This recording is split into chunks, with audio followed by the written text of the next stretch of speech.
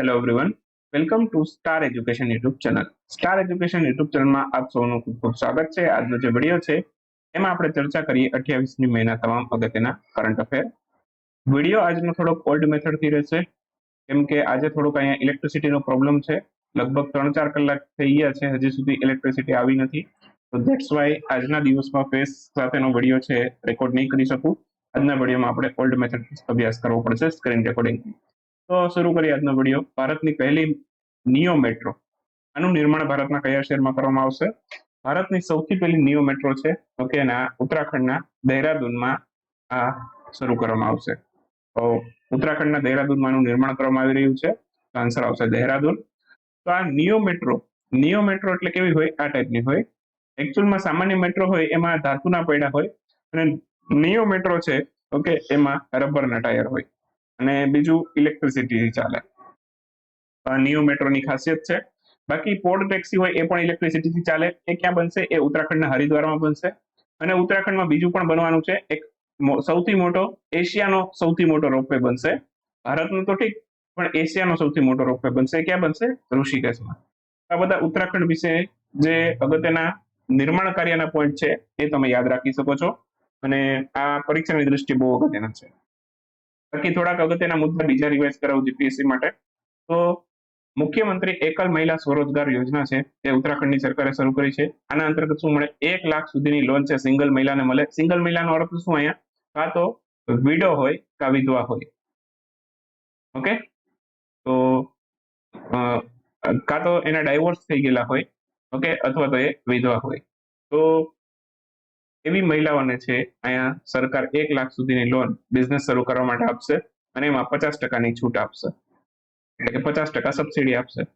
Clear? આ ઉત્તરાખંડની સરકારે શરૂ કરેલી યોજના છે. ઉત્તરાખંડનું માણા નામનું ગામ છે, અભ્યાસ કરી ગયા છે આપણે. તો આ ભારતનું સૌથી પહેલું વિલેજ ભારત સરકારે જાહેર કર્યું છે.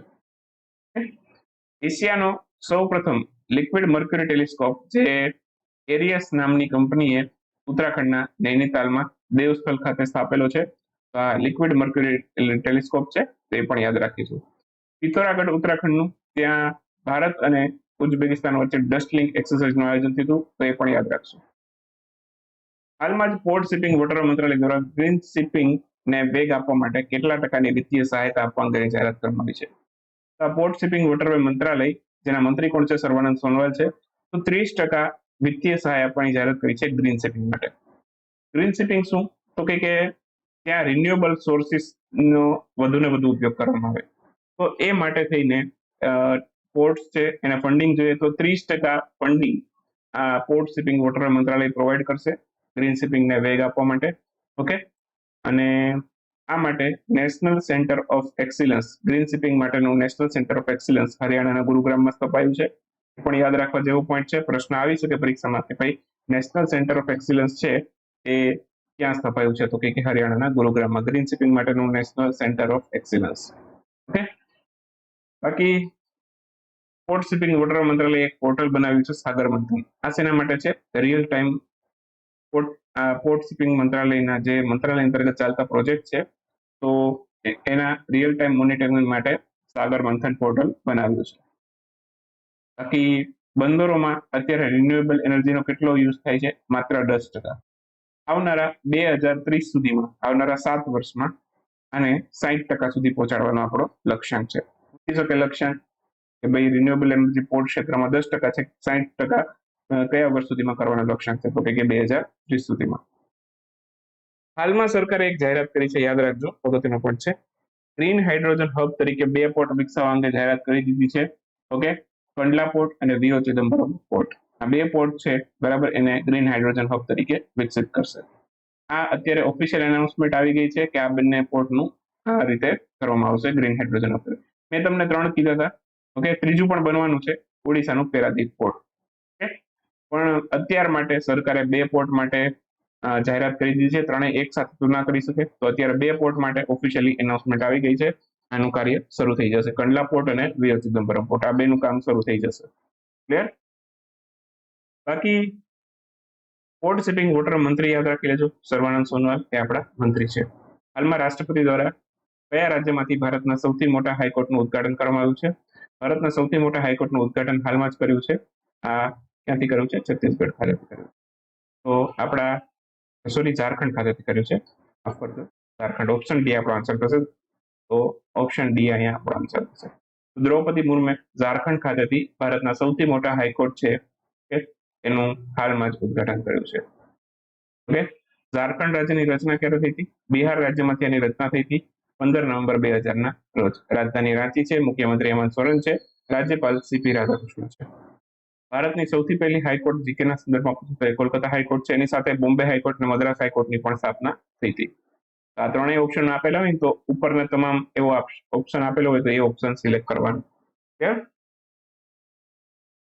હાલમાં જ 2023ના સ્ક્વેશ વર્લ્ડ કપનું આયોજન ભારતના કયા શહેરમાં થશે? તો 2023નો સ્ક્વેશ વર્લ્ડ કપ એ ચેન્નઈમાં થશે. તો આન્સર આવશે ચેન્નઈ. હાલમાં જ તમિલનાડુનો ચેન્નઈમાં સ્ક્વેશ વર્લ્ડ કપ 2023નું આયોજન થશે. આ પહેલા 2011માં આનું આયોજન થયું હતું, એ પણ તમિલનાડુના ચેન્નઈમાં થયું. કુલ 8 દેશોની ટીમ આ વર્ષે ભાગ લેશે. આમાં કયા કયા છે યાદ રાખવાની જરૂરિયાત નથી. ઓકે, બાકી ઇન્ટરનેશનલ સ્ક્વોશ ફેડરેશન આનું મુખ્ય મથક ક્યાં છે એ યાદ રાખજો. બ્રિટનના હેસ્ટિંગ્સમાં આનું મુખ્ય મથક આવેલું છે. એ આપણે યાદ રાખશું. થોડીક અગત્યની ટુર્નામેન્ટ યાદ રખાઈ લો, હમણાં ચર્ચામાં રહી આ બધી. એક તો ખેલો ઇન્ડિયા યુનિવર્સિટી ગેમ્સ ગઈકાલે જ વાત કરી, ઉત્તર પ્રદેશમાં આયોજન થવાનું છે. એશિયાઈ કબડ્ડી ચેમ્પિયનશિપ એ સાઉથ કોરિયામાં થશે. વર્લ્ડ કબડ્ડી ચેમ્પિયનશિપ 2025ની એ યુકેમાં થવાની છે. પહેલી વખત ભારતની બહાર આયોજન થાય છે. લા લીગા ફૂટબોલ ચેમ્પિયનશિપ સ્પેનમાં આયોજન થાય છે. વિજેતા બાર્સેલોના બન્યું. FIDE world junior chess championship Mexico, okay, ત્યાં આયોજન થયેલું છે. પછી વર્લ્ડ ચેસ ચેમ્પિયનશિપ એ કઝાકિસ્તાનની રાજધાની અસ્તાનામાં આયોજન થયું હતું. ઓકે, એમાં ચીનના ખેલાડીએ ટાઇટલ જીત્યું હતું. એક દિવ્યાંગ લોકો માટેની વર્લ્ડ ચેસ ચેમ્પિયનશિપ થઈ હતી ફિડે દ્વારા આયોજિત. એ સર્બિયાના બેલગ્રેડમાં થઈ હતી અને એમાં વિજેતા બન્યું હતું પોલેન્ડ. હાલમાં જ બાંગ્લાદેશે કયા દેશ સાથે મળીને ટાઈગર શાર્ક 40 એક્સરસાઇઝ છે એનું આયોજન કર્યું? બાંગ્લાદેશે હાલમાં જ અમેરિકા સાથે મળીને ટાઈગર શાર્ક 40 અભ્યાસનું આયોજન કર્યું. ભારત નહીં પણ બાંગ્લાદેશ અને અમેરિકા વચ્ચે આ એક્સરસાઇઝ થઈ છે, ટાઈગર શાર્ક 40. ઓકે, અને બાકી વાત કરું તો આનું આયોજન છે બાંગ્લાદેશના ચટ્ટોગ્રામમાં થયું હતું. ત્યાં ચટ્ટોગ્રામમાં બીએનએસ નિર્વિક નામના નેવલ સ્ટેશનમાં આનું આયોજન થયું હતું. ભારત બાંગ્લાદેશ વચ્ચે પણ યુદ્ધ અભ્યાસ થાય છે. સંપ્રીતિ અભ્યાસ ભારત બાંગ્લાદેશ વચ્ચે થાય છે. મૈનામતી મૈત્રી નામનો એક અભ્યાસ થાય છે. બોંગો સાગર નામનો અભ્યાસ ભારત બાંગ્લાદેશ વચ્ચે થાય છે. અને ભારત બાંગ્લાદેશ વચ્ચે એક ફ્રેન્ડશિપ પાઇપલાઇનનું પણ નિર્માણ કરવામાં આવ્યું છે. 131.5 કિલોમીટરની ફ્રેન્ડશિપ પાઇપલાઇન છે, જે ભારતના સિલ્લીગુડીથી બાંગ્લાદેશના પાર્વતીપુર સુધી લંબાઈ છે. હાલમાં જ 2024ના ક્વાડ સમિટ એનું આયોજન નીચેનામાંથી કયો દેશ કરશે? 2024નું ક્વાડ સમિટ છે એ આપણા ભારતમાં થશે. તો આન્સર આવશે ઓપ્શન સી, ભારત. તો 2024ના ક્વાડ સમિટની પણ અનાઉન્સમેન્ટ થઈ ગઈ. 2024નું આપણો દેશ ભારત છે આયોજન કરશે. નેક્સ્ટ યરમાં ક્વાડ સમિટ આપણા ભારતમાં થશે. અહીંયા અમેરિકાના રાષ્ટ્રપતિ જો બાઇડન છે. આ ફુમિયો કિશિદા જાપાનના પ્રધાનમંત્રી છે. ઓસ્ટ્રેલિયાના પ્રધાનમંત્રી છે એન્થોની અલ્બનીઝ છે. અને આ ભારતના પ્રધાનમંત્રી નરેન્દ્રભાઈ મોદી છે. તો ચારેય દેશો છે એના લીડર ક્વાડ સમિટમાં ભાગ લેશે. અમેરિકા, ઓસ્ટ્રેલિયા, ભારત અને જાપાન ક્વાડના મેમ્બર છે. ઓકે, બાકી એક પ્રશ્નમાં બધા મિસ્ટેક કરી શકે છે. અહીંયા તમને પરીક્ષામાં પ્રશ્ન આવશે કે 2023ની ક્વાડ સમિટ એનું આયોજન ક્યાં થયું? મોટા ભાગના આમાં ભૂલ કરશે. બધા ઓસ્ટ્રેલિયા લખશે અથવા તો શહેર આપેલું હશે તો સિડની લખશે. ઓકે, 2023ની ઓસ્ટ્રેલિયાના સિડનીમાં થવાની હતી ત્યાં સુધી બરાબર છે, પણ એન્ડ ટાઈમે આ સમિટ ક્યાં આયોજન કરી દીધી? G7ના સમિટની અંદર જ તે ક્વાડ સમિટ લઈ લીધી. જાપાનના હિરોશીમામાં થઈ ગઈ. G7 સમિટ જાપાનના હિરોશીમામાં થયું હતું. ઓકે, રાષ્ટ્રપતિ જો બાઇડન છે બરાબર, એ ઓસ્ટ્રેલિયા જઈ શકે એમ નહોતા, તો આખું જે ક્વાડ સમિટ છે એ જાપાનના હિરોશીમામાં શિફ્ટ થઈ ગઈ. ક્લિયર? 2023ની ઓસ્ટ્રેલિયામાં થવાની હતી સિડનીમાં, પણ એન્ડ ટાઈમે ક્યાં થઈ ગઈ? જાપાનના હિરોશીમામાં. ધ્યાન રાખજો, જાપાનમાં આયોજિત થઈ હતી. ધ્યાન રાખજો, એટલે પરીક્ષામાં પ્રશ્ન આવે તો ધ્યાન રાખવું જાપાનના હિરોશીમામાં આયોજન થયું હતું. બરાબર, મોટા ભાગના આમાં ભૂલ કરશે બધા ઓસ્ટ્રેલિયા જ લખશે, કેમ કે ગોખેલું હોય લાંબા સમયથી. બરાબર, તો ધ્યાન રાખજો. બાકી ક્વાડનું પુનર્નિર્માણ કર્યું 2017માં શિન્ઝો આબે, જે જાપાનના ભૂતપૂર્વ વડાપ્રધાન હતા. ક્લિયર? બસ, બાકી સૌથી પહેલી સ્ક્વાડ સમિટ 2021માં થઈ હતી, એ પણ યાદ રાખશું. આકાશવાણી દ્વારા કયા રાજ્યમાં ગોંડી ભાષામાં ન્યૂઝ બુલેટિનની શરૂઆત કરવામાં આવી છે? ગોંડી ભાષામાં ન્યૂઝ બુલેટિનની શરૂઆત કરવામાં આવી છે, આકાશવાણી દ્વારા શરૂ કરવામાં આવી છે. તો આ ક્યાં શરૂ થઈ છે? આ છત્તીસગઢમાં શરૂ કરવામાં આવી છે, તો આન્સર આવશે છત્તીસગઢ. હાલમાં જ ગોંડી ભાષાની ન્યૂઝ બુલેટિન છે એ છત્તીસગઢમાં શરૂ કરવામાં આવી છે. મુખ્યમંત્રી ભૂપેશ બાઘેલ, રાજ્યપાલ વિશ્વભૂષણ હરિચંદન. બાકી છત્તીસગઢના ધમતારી જિલ્લાના નગરી દુબરાજ ચાવલ છે, એને જે એટેક મળ્યો હતો, અને કૌશલ્યા માતાનું એકમાત્ર મંદિર, એનું નિર્માણ છત્તીસગઢમાં થઈ રહ્યું છે. તો ભારતની અંદર ભગવાન રામના મંદિર તમે ઘણી વખત સાંભળ્યા હશે ઘણી બધી જગ્યાએ, પણ ભગવાન રામની માતા કૌશલ્યા માતા, એનું એક જ મંદિર છે અત્યાર સુધીમાં માત્ર. ઓકે, એ છત્તીસગઢમાં બનાવવામાં આવી રહ્યું છે. ઓકે, તો કૌશલ્યા માતાનું એકમાત્ર મંદિર છે જે ભારતના છત્તીસગઢમાં બની રહ્યું છે. ફીબા એના એશિયા ક્ષેત્રના અધ્યક્ષ તરીકે કોની નિયુક્તિ થઈ છે? ફીબાના અધ્યક્ષ કહીએ તો એ અલગ છે, એશિયા ક્ષેત્રના અધ્યક્ષ છે એ અલગ છે. તો ફીબાના એશિયા ક્ષેત્રના અધ્યક્ષ બન્યા છે ડોક્ટર કે ગોવિંદરાજ. આન્સર આવશે ઓપ્શન સી, કે ગોવિંદરાજ આના અધ્યક્ષ બન્યા છે. પૂરું નામ પૂછી શકે, ઇન્ટરનેશનલ બાસ્કેટબોલ ફેડરેશન.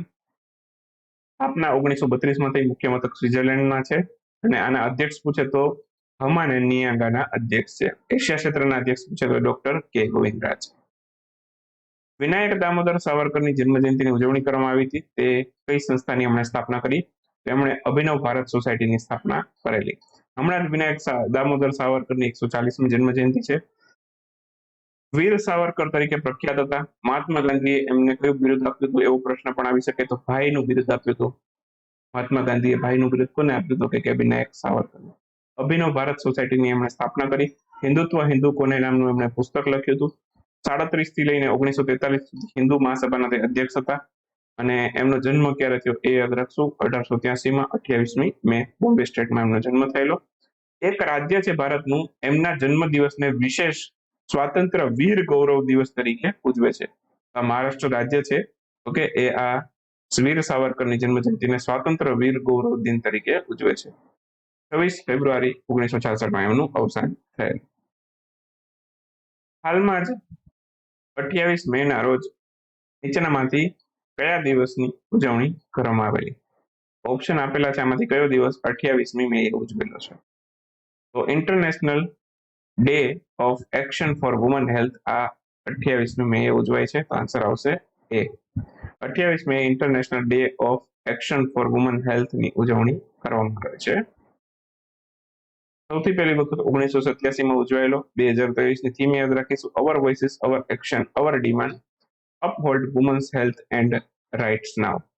આ એની 2023 માટેની થીમ છે, યાદ રાખશું, ચાલશે. થોડાક વન લાઇનર પ્રશ્નોનો અભ્યાસ કરી લઈએ. તો સૌથી પહેલો ક્વેશ્ચન, ઇન્ટરનેશનલ પેથોજન સર્વેલન્સ નેટવર્ક એનું લોન્ચિંગ હાલમાં કોના દ્વારા કરવામાં આવ્યું છે? આ WHO આનું લોન્ચિંગ કર્યું છે, તો આન્સર આવશે WHO. પેથોજન એટલે કે એક પ્રકારના સૂક્ષ્મજીવ જેનાથી રોગ ફેલાય છે, તો એને કહેવાય પેથોજન. અને WHO એક વોર્નિંગ પણ આપી વિશ્વને, COVID-19 થી પણ ભયાનક રોગ આવવાનો છે, એ વિશ્વને ચેતવણી આપી છે WHO. હાલમાં જ કયા દેશ દ્વારા ટૂંકા અંતર માટેની બેલિસ્ટિક મિસાઇલ ટાઇફૂનનું સફળ પરીક્ષણ કરવામાં આવ્યું? ટાઇફૂનનું સફળ પરીક્ષણ કર્યું તુર્કીએ, તો આન્સર આવશે તુર્કીએ. અને બાકી તુર્કીમાં આપણે એક ઓપરેશન કર્યું હતું, ઓપરેશન દોસ્ત. ઓપરેશન દોસ્ત છે એ તુર્કીમાં જે ભૂકંપથી અસરગ્રસ્ત લોકો છે એને બચાવવા માટે કર્યું હતું. હાલમાં જ કયા રાજ્ય ખાતે મછલીપટ્ટનમ બંદરગાહ અથવા તો બંદરની સ્થાપના કરવામાં આધારશિલા રાખવામાં આવી છે? મછલીપટ્ટનમ એક બંદર એટલે કે એક પોર્ટની સ્થાપના કરવામાં આવશે મછલીપટ્ટનમ નામથી, એ આંધ્રપ્રદેશમાં સ્થાપવામાં આવશે, તો આન્સર આવશે આંધ્રપ્રદેશ. અને આમથી યાદ રાખવું હોય તો આરામથી યાદ રહી જાય, વિશાખાપટ્ટનમ તમે યાદ રાખ્યું હોય તો આંધ્રપ્રદેશમાં છે, તો આમાં પણ છેલ્લે પટ્ટનમ આવે છે, તો એટલે આ પણ ક્યાં આવે છે? આંધ્રપ્રદેશમાં. પટ્ટનમ ઉપરથી યાદ રહી જાય, એક વિશાખાપટ્ટનમ એક મછલીપટ્ટનમ, તો બે ક્યાં છે? આંધ્રપ્રદેશમાં. હાલમાં જ કયા દેશ છે 2023ના પહેલા 3 મહિનામાં કારની નિકાસ કરનાર સૌથી મોટો વિશ્વનો દેશ બન્યો છે? 2023ના સૌથી પહેલા મહિના 3 મહિના એટલે કે જાન્યુઆરી થી લઈને માર્ચ, આમાં કારની સૌથી વધુ નિકાસ કરનાર વિશ્વનો સૌથી મોટો દેશ બન્યો ચીન. ઓકે, આન્સર આવશે ચીન. મોટાભાગની જે કંપનીઓ છે બરાબર એ ચીનમાં પોતાના મેન્યુફેક્ચરિંગ પ્લાન્ટ સ્થાપે છે, તો મોટાભાગનું જે એક્સપોર્ટ થાય છે એ ચીનથી થતું હોય છે, એટલા માટે ચીન આમાં પહેલા નંબર છે. બાકી ચીનની બહુ સ્પેશિયલી કાર માટેની કોઈ કંપની એટલી બધી ફેમસ નથી. હાલમાં જ આફ્રિકાની સૌથી મોટી તેલ રિફાઇનરી જેનું નામ છે ડાંગોટ ઓઇલ રિફાઇનરી, આ કયા દેશમાં ખોલવામાં આવી છે? આ નાઇજીરિયામાં ખોલવામાં આવી છે. તો આન્સર આવશે. જનગણના ભવનનું ઉદ્ઘાટન કેન્દ્રીય મંત્રી અમિત શાહે કર્યું. આ ક્યાંથી કર્યું? આ નવી દિલ્હી ખાતેથી કર્યું. હાલમાં જ ભારતે કયા દેશને 20 બ્રોડગેજ ડીઝલ લોકોમોટિવ પ્રદાન કર્યા છે? લોકોમોટિવ એટલે કે ટ્રેનનું જે આગળનું એન્જિન હોય ને એને કહેવાય લોકોમોટિવ. તો 20 બ્રોડગેજ ડીઝલ લોકોમોટિવ આપણે આપી દીધા છે બાંગ્લાદેશને. તો આન્સર આવશે બાંગ્લાદેશ. આપણે અમથાઈ ડીઝલમાંથી ઇલેક્ટ્રિસિટી ઉપર શિફ્ટ થઈએ છીએ, તો હવે આપણા માટે ડીઝલ નકામા છે, તો આપણે બાંગ્લાદેશને આપી દીધા. કોમનવેલ્થ ડે 2023 માટેની થીમ શું છે? તો forging sustainable and peaceful common future આ એની થીમ છે. અને લાસ્ટ આ એને સિંધુ રત્ન ચર્ચામાં આ શું છે? એક પ્રકારની સબમરીન છે.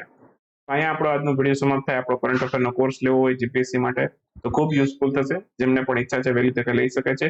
599 રૂપીસ પ્રાઇસ છે અત્યારે, અને CA100 કોડ યુઝ કરશો તો એક્સ્ટ્રા ડિસ્કાઉન્ટ મળી જશે. બરાબર, પેમેન્ટ કરશો એટલે યુઝર આઈડી પાસવર્ડ તમને મળી જશે, જેનાથી તમે લોગિન કરી શકશો. ઓકે, અથવા પહેલાથી એકાઉન્ટ બનાવશો તો એ એકાઉન્ટમાં તમારો કોર્સ એક્ટિવ થઈ જશે. ક્લિયર? તો મળીએ નેક્સ્ટ વિડીયોમાં.